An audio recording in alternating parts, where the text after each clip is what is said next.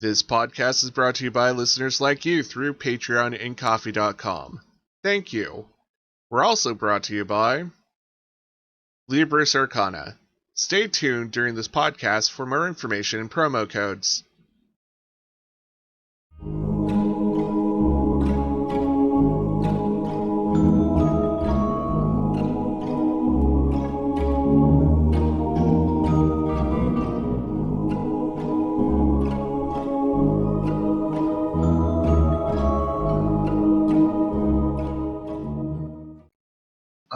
It is morning. Nocturne mentioned something about going to a blacksmith. Does everybody follow, or are you gonna meet up back at the bed and breakfast inn, or? I think Dante will sort of be at the inn, sort of slowly eating his food, mulling a bit of a drink, and just sort of having a nice bit of a morning. He'll wait there. Mona's gonna prepare her spells for the day, because that's a cleric thing to do. Roscoe have any interest going with Nocturne to a blacksmith? Probably not, no. And lastly, let's ask Kiriyoshi. Kiriyoshi, any interest to see your best friend? Actually, no, you have stuff to pick up from the blacksmith too, don't you? Yes. Yeah. You asked for... Yeah. Totally with it, guys. I'm totally with it. Sure. I'm in the game.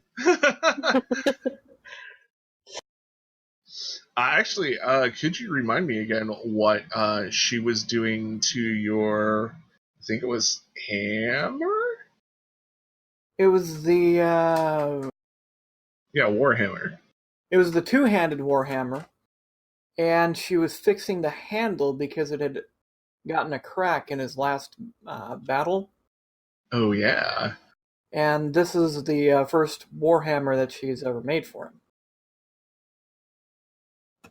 Cool. So, for those that weren't following along. Because I was totally following along. Or at least you hope I was. So Kiriyoshi, Nocturna, you both go out, you adventure toward the edge of town where the blacksmith is. She's pounding away. She has a bunch of silvered arrows behind her. And was there anything else that was being silvered? Other than arrow tips? Not that I can think of. Yep. And she waves at you and stops hammering, and she doesn't give as ferocious a hug as she did the first time she saw you, Kiriyoshi, but she does still come up. She hugs you. I am almost done with your warhammer. Just give me a moment, and I hope you enjoy what I did to it. Oh, no problem. You're always good to me. And turns around to Nocturna. Your order's also done. I just need you to sign the order so everybody knows that you actually received it. You know, that kind of legal stuff. And, okay, I'll sign it. Yep, and she takes out the same order thing that you signed before, and there's just a space at the bottom that you for receiving, and she has you sign it. And you can once again feel something odd happen, but you're not quite sure what it is. And you get your 20 silvered arrows? Yes. And then she goes back, and she comes back with your warhammer, Kiriyoshi, and it looks really nice. It seems that she polished it where it needed to be. It seems to have a slight extra weight to it for some reason, but the handle is awesome now.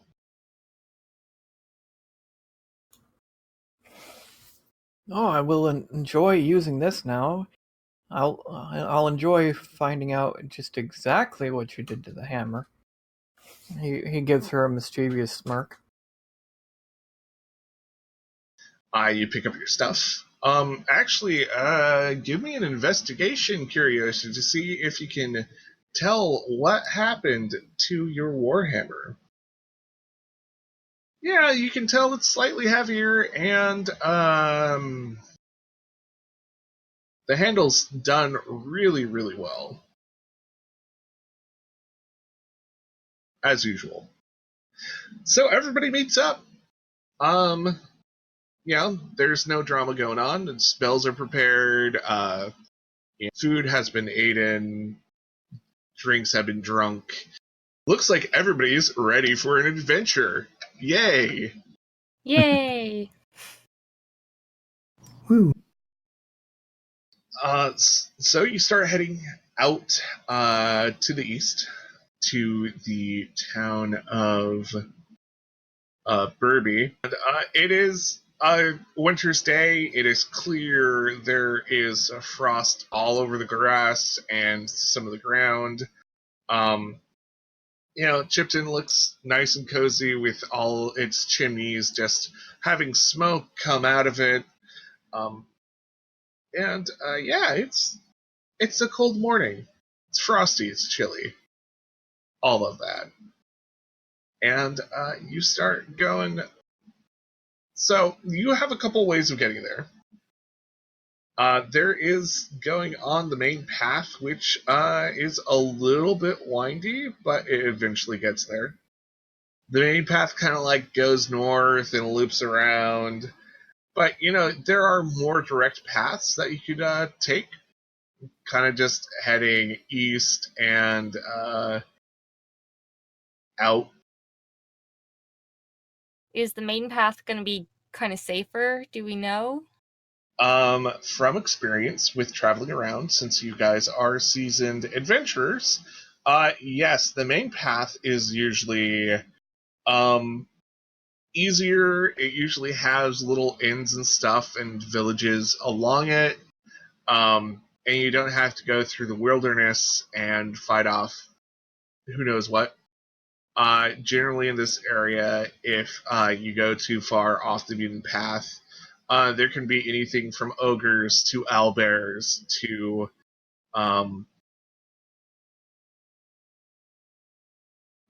just monsters. and also wild animals, and a living ecosystem that's out there. But it would save you probably about like a day or two. What if we did like a little bit of wilderness and the rest of the path? Like we did like this bit of wilderness and cut off this section here and then rejoin the main path. That sounds like a question to ask in character with the group as you start heading off.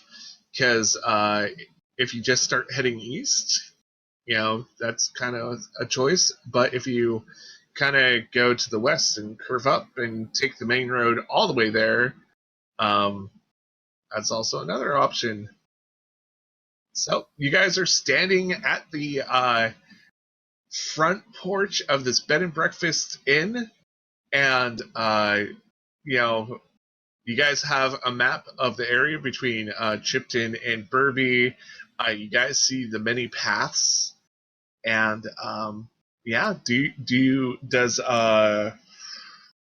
Mona bring this up? Yeah, do we have the map out? Yeah, you're probably looking at the map right now. Just out of curiosity, Mona, is yours the yellow line? No, I drew the green line so that we would do like a little bit of wilderness, and Mona's pointing to the direction that she thinks they should go on the map, and then rejoin the main path to just get a little training in all together before we hit the main event. Well, I know Kiriyoshi is thinking about taking the path that Mona had suggested because he's anxious to test out what the blacksmith had done with his warhammer, seeing as that's one of his favorites. So you all are standing there, and you all are looking at the map. Let's do this in character. What does Kiriyoshi say to try to guide the group in the way he wants to go? Mona brings up an excellent point. We could get a little bit of training in as a group, and I'm actually anxious to test out my new warhammer. So, shall we encounter any enemies? I can just smash the lights out.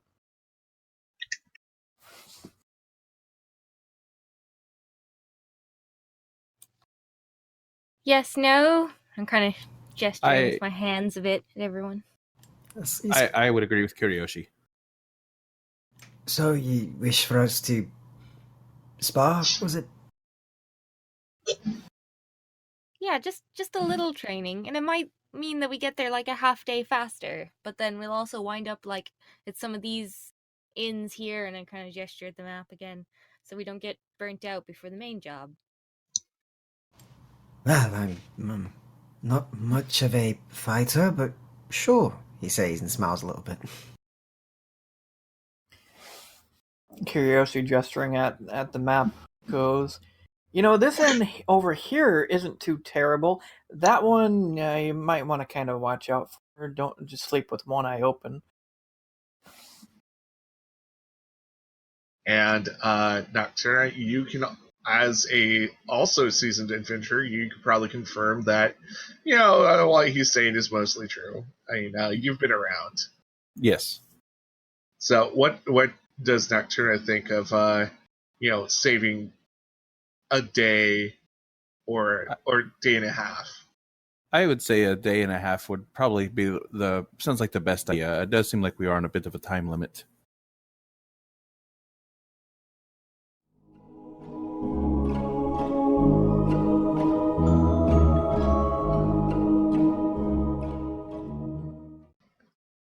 We're going to pause things for a moment and have a word from our sponsors. This podcast is brought to you by listeners like you through Patreon and Coffee.com. Thank you. We're also brought to you by Libris Arcana. Do you like role-playing games but you have no dice? Are you a dice dragon and just need a hoard dice? Libris Arcana has you covered. Libris Arcana offers both a monthly and quarterly subscription to get dice. Yeah, that's right. They send you dice monthly or every 3 months. They also sell individual dice sets and great leather protective book covers for your gaming manuals. Go to www.librisarcana.com. That's LIBRISARCANA.com to find out more. And if you use the promo code SwordfallFan, you get a discount. Look in the description below for more details. And now back to the story.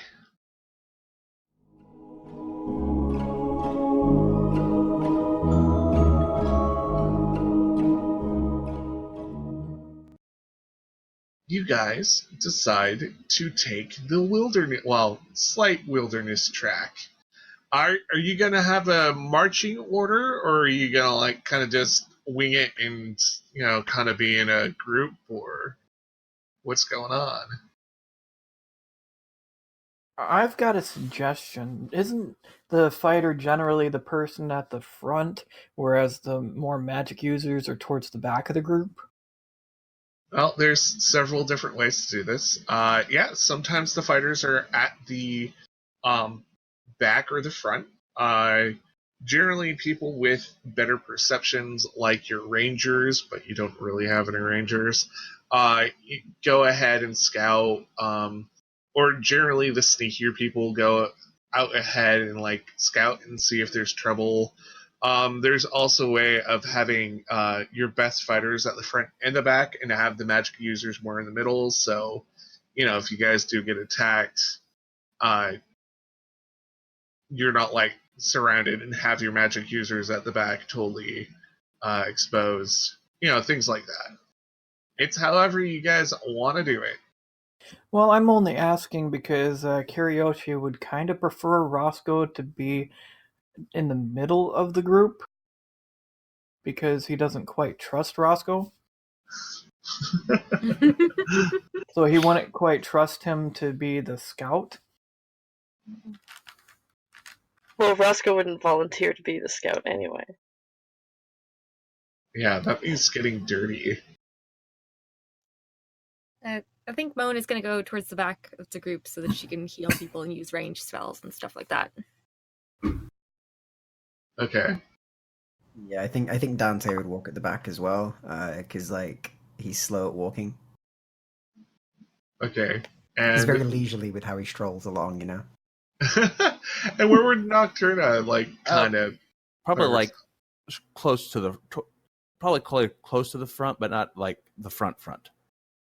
So it sounds like to me it's going to be Kiriyoshi, Roscoe, Nocturna, Dante, then Mona? Sure. I will take note of that. Should I do a perception check just to... Because Kiriyoshi doesn't quite trust Roscoe being right behind him. So should I do a perception roll? So I'm going to give you a few options here. So if you do a perception check, you can either do it only on Roscoe or on the land, before you. So, your attention is going to be put somewhere. You just have to choose where it's going to be. Also, somebody has to give me a survival check to make sure you guys are going in the right direction, because you're not going by road, you're going by wilderness, basically. So... Oh god. Oh god. You killed us all! Maybe I Ooh, a shouldn't solid be at the one. front. Can someone else do survival check? Depending on what Kiriyoshi says from there, can we discern that we need to do another survival check? I know we're we've gonna... seen this tree before. I'm telling you, it's following us. So also, everyone give me perception checks. Everyone. Dang. Hey. At least I got a good perception. I am distracted.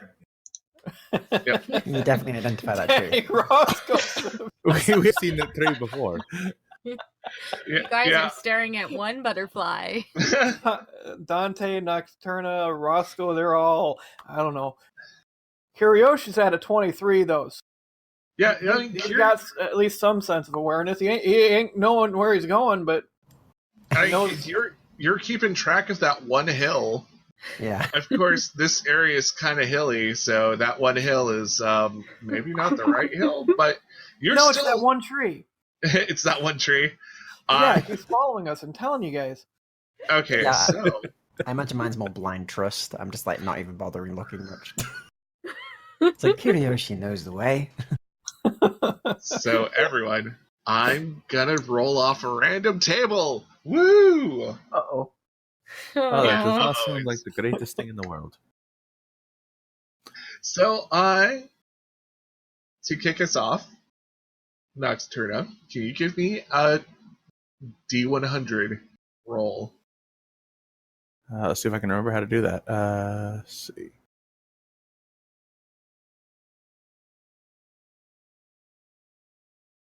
Ah, there it is. 68. Okay.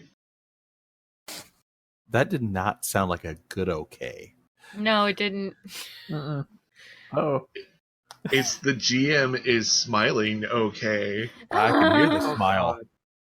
God. Yeah, I heard that smile too, and I don't know. Just see the gift now. You can certainly try. Rest in pieces, everybody. Okay, Dante and Did I do Roscoe. Huh? I said, did I doom us all? Dante and Roscoe also give me 1D100s. That's an 87.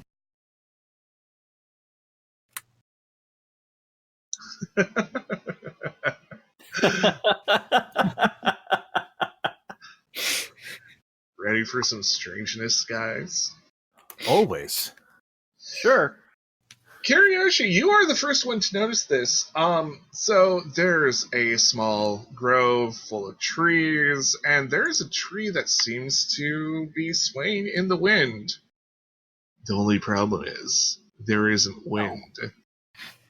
Saw that coming. I told you guys, I knew this tree is following us, right? Crying And out loud. most of you don't notice this, but Mona, yeah, that tree is definitely following you. Okay.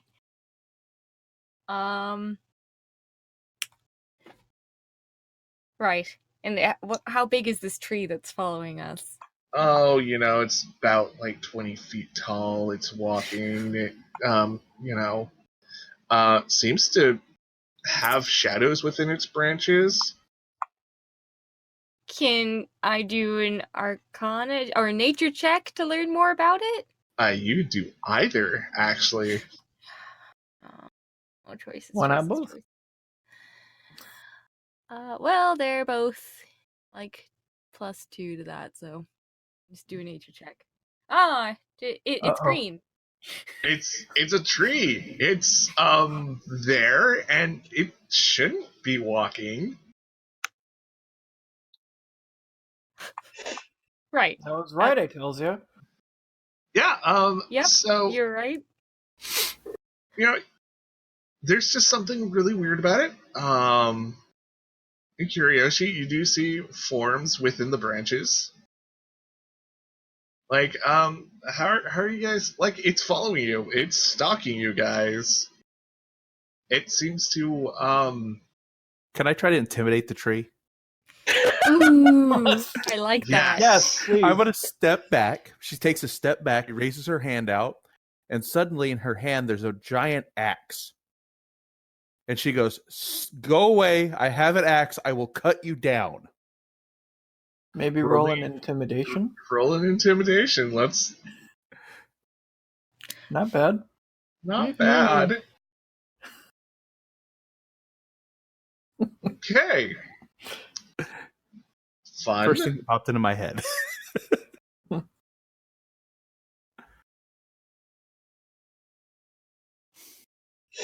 That was a good intimidation roll. It's a good try. Okay. That was actually a terrible roll for me, but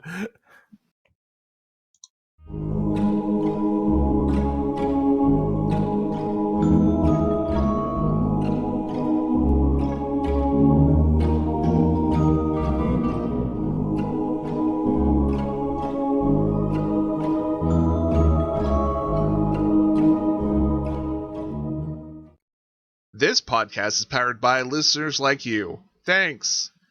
Please like, comment, rate, share, and subscribe wherever you can.